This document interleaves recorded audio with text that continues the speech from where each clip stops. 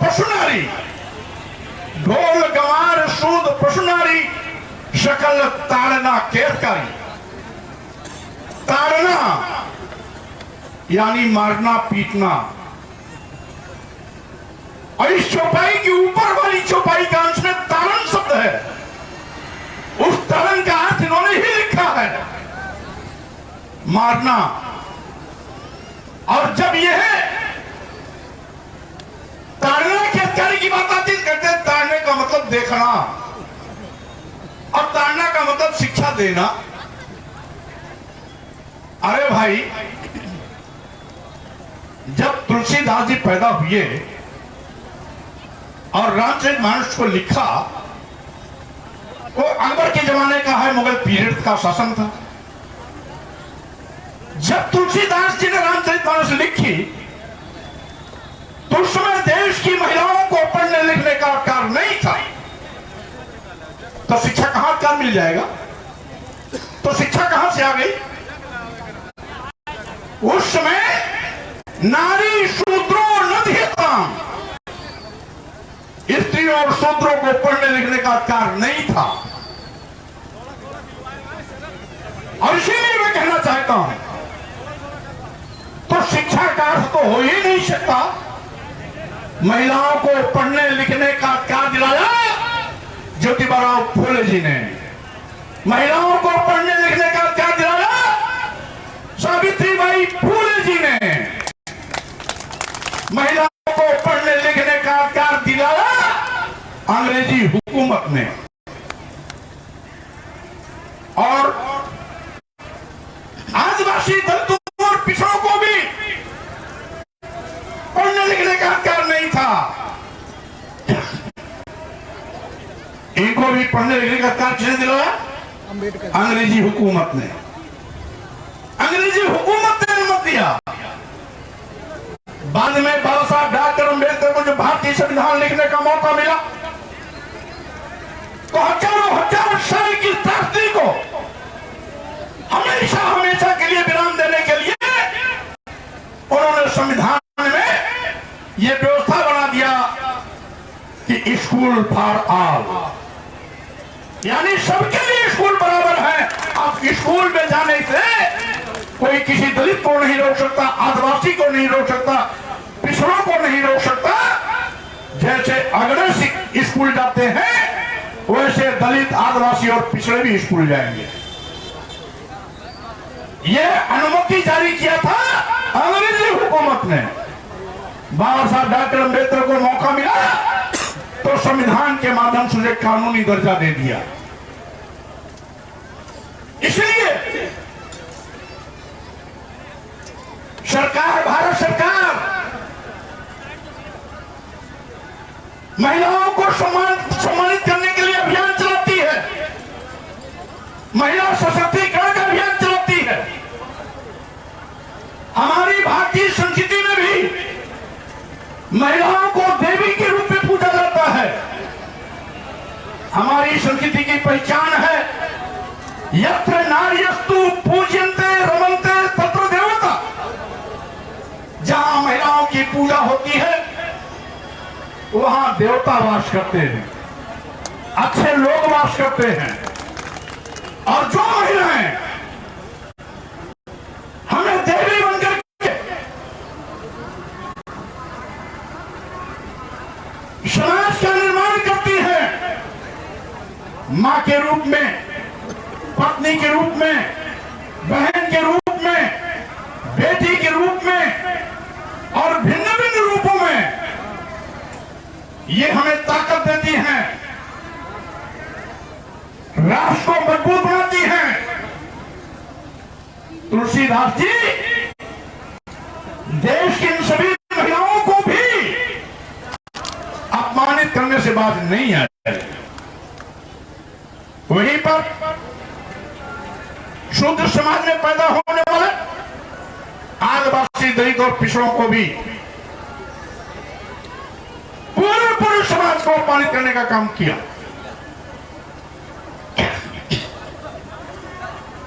आज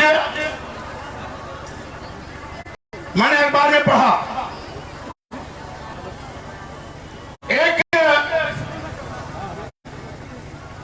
हनुमान पीठ है, उसके एक शास्त्री जी हैं, महंत हैं, उन्होंने कहा मौर्य जी शूद्र का अर्थ नहीं समझते, जो संतुलन खो देता है वो शूद्र है। शास्त्री जी ने कहा, तो मैंने अपने ट्विटर फेसबुक पे डाल दिया कि शास्त्री जी आपने शूद्र की नई परिभाषा दी, इसके लिए आपको बहुत धन्यवाद। और आपके इस कथन से स्पष्ट हो गया कि मेरे बयान पर आप देश भर में सारे के सारे संत महंत और धर्माचार्य, एक जात विशेष के लोग अपना संतुलन खोकर पागलों की तरह हम उन पर भौंक रहे हैं। इसका मतलब ये सभी शूद्र हैं, नीच हैं। जिंदाबाद जिंदाबाद जिंदाबाद जिंदाबाद। अगर संतुलन खोना ही शूद्र और नीच की पहचान है, तो आज पूरे देश में संतुलन तो खोया है। इस देश के संतों ने, महंतों ने, धर्माचार्यों ने और जाति विशेष के लोगों ने। तो क्या मान लिया जाए कि सारे संत महंत धर्माचार्य जाति विशेष के लोग जो संतुलन खो के पागलों की तरह इस तरह से बकवास कर रहे हैं, वो सभी नीच है, शूद्र। अब उल्टी मिर्ची लग गई उनको। आखिर शायद उनको ये नहीं मालूम कि उन्होंने बोल करके हमारा काम आसान किया। यानी अगर इनकी बात मान लिया जाए तो मनुष्य झूठी, वेद झूठा, फोटो एक आध झूठ ले, पुराण झूठा, सब कुछ झूठा। केवल अपनी नाक ऊपर करने के लिए भाषा को तोड़ मरोड़ के प्रस्तुत करने में कितने ये माहिर है, उसका एक उदाहरण दिया मैंने। क्या व्यवस्था में दो प्रकार की किसी धर्म में अलग अलग लोगों के लिए क्या अलग अलग व्यवस्था होती है? तुलसी बाबा ने एक लिखा, पूजा विप्र सकल गुणहीना, यानी समस्त गुणों से हीन। यानी सारे गुण उसके अंदर हो, चोर, लंबर, व्यभिचारी, दुराचारी, देशद्रोही, फिर भी उसका सम्मान करो यदि वो विप्र है। लेकिन पूजा ही न शूद्र गुण ज्ञान प्रवीणा, शूद्र कितना भी गुणी क्यों न हो, ज्ञानी क्यों न हो, प्रकांड विद्वान क्यों न हो, उसका सम्मान मत करो। तब मेरी समझ में आया कि दुनिया का सबसे बड़े विद्वान होने का खिताब पाने वाले डॉक्टर अम्बेडकर जब भारत में आते हैं तो जलने पर उनको अपमानित क्यों किया गया? यही तुलसीदास की चौपाई है उसका कारण, जिसके नाते विद्वानों को भी दर दर ठोकरें खानी पड़ती, अपमान का कड़वा घूंट पीना पड़ता है। हमें याद है, मैं उस समय इलाहाबाद विश्वविद्यालय का छात्र था। देश के रक्षा मंत्री थे बाबू जगजीवन राम जी, उप प्रधान थे, वो उस समय उप प्रधानमंत्री थे।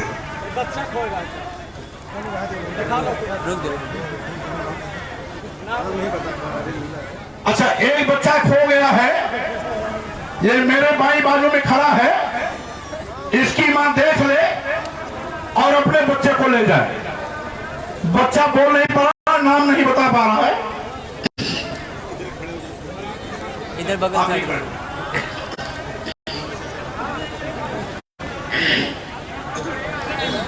इसलिए जब मैं इलाहाबाद विश्वविद्यालय में था, छात्र था, उप प्रधानमंत्री के रूप में बाबू जगजीवन राम जी बनारस में संपूर्णानंद मूर्ति का उद्घाटन करने गए थे, तो वहां के पंडित पुजारियों ने उनके जाने के बाद उसको गंगा जल से धोया था। यह है शूद्र होने का अपमान, दलित होने का अपमान, आदिवासी होने का अपमान, पिछड़ा होने का अनुमान। यही नहीं, अखिलेश यादव जी जब मुख्यमंत्री पद से हटे हैं, 5 कालिदास मार्ग छोड़े हैं, तो नई सरकार जब बीजेपी की बनी तो इन लोगों ने भी उस कालिदास मार्ग को गंगा जल से धुलवाया था। अखिलेश यादव मुख्यमंत्री थे, इससे लोगों को खुशी संतोष नहीं हुआ। गंगा जल से धुलवाया कि अखिलेश यादव जी यादव समाज के थे, अखिलेश यादव जी पिछड़े समाज के थे,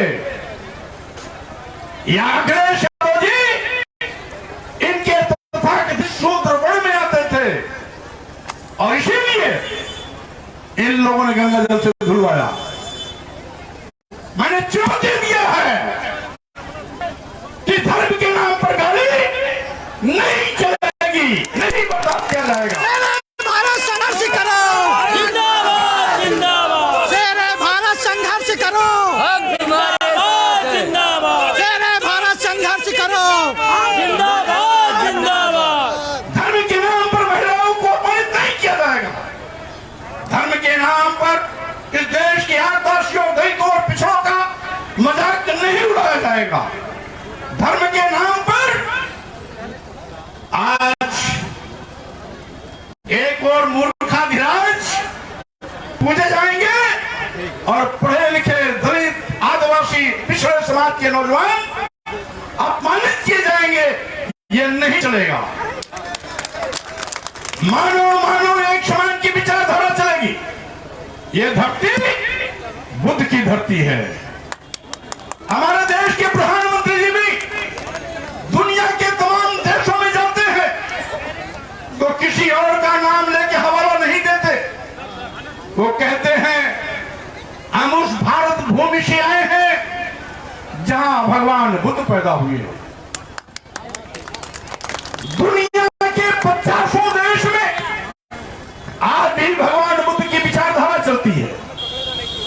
तमाम देशों का राष्ट्र धर्म बौद्ध धर्म है। भगवान बुद्ध भारत भूमि पर पैदा हुए थे, लेकिन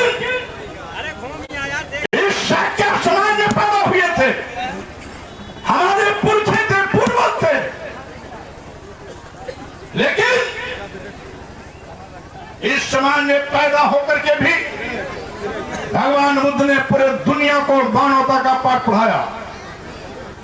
मानो मानो एक समाज की विचारधारा बढ़ाई।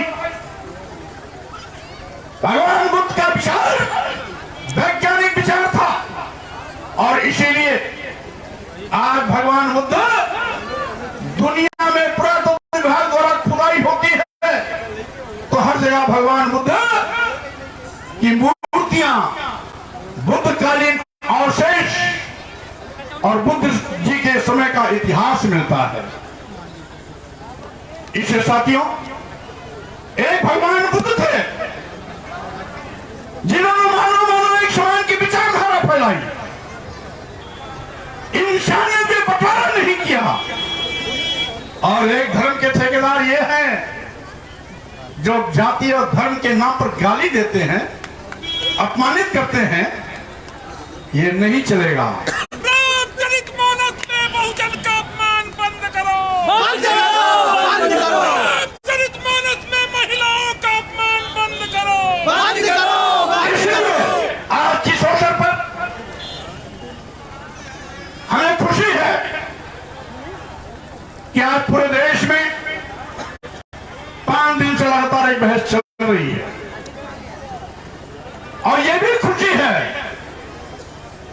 कि विभिन्न चैनलों, विभिन्न समाचार पत्रों, सोशल मीडिया में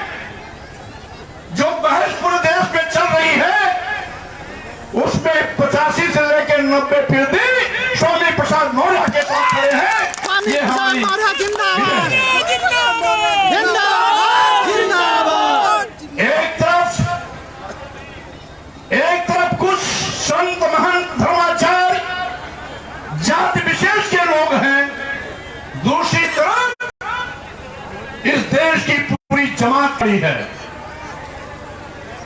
और आज नहीं तो कल यह दोहरी व्यवस्था खत्म होगी, गाली देने की व्यवस्था खत्म होगी, मानवता को अपमानित करने वाली व्यवस्था खत्म होगी, भेदभाव मूलक खत्म होगा, धर्म के नाम पर ढोंग नहीं चलेगा। ये मैं कह देना चाहता हूं। इन्हीं शब्दों के साथ में मैं अंत में पुनः अपने बड़बधू के रूप में सभी जोड़ों में आए हुए बेटियों बेटों को आशीर्वाद देता हूं, शुभकामना देता हूं। बड़बधुओं के परिवारीजनों को, उनके माता पिता अभिभावक को मैं इस बात के लिए शुभकामना बधाई देता हूं कि आपने सामूहिक विवाह में हिस्सेदारी कर समाज को एक नई रोशनी दिखाने का काम किया है। आप सभी बहुत बहुत बधाई के पात्र हैं। यहां पर कन्या पक्ष और वर पक्ष के बड़े पैमाने पर दोनों पक्षों से लोग आए हुए हैं। उन सभी भाइयों बहनों को भी मैं बधाई धन्यवाद देता हूं और कार्यक्रम के आयोजक मंडल के साथियों को मैं पुनः बधाई धन्यवाद देते हुए अपनी बात पर विराम देता हूं, विदा लेता हूं। जय भीम, नमो बुद्धाय।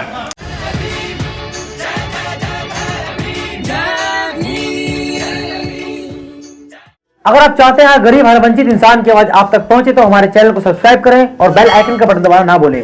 देखते रहिए बहुजन न्यूज।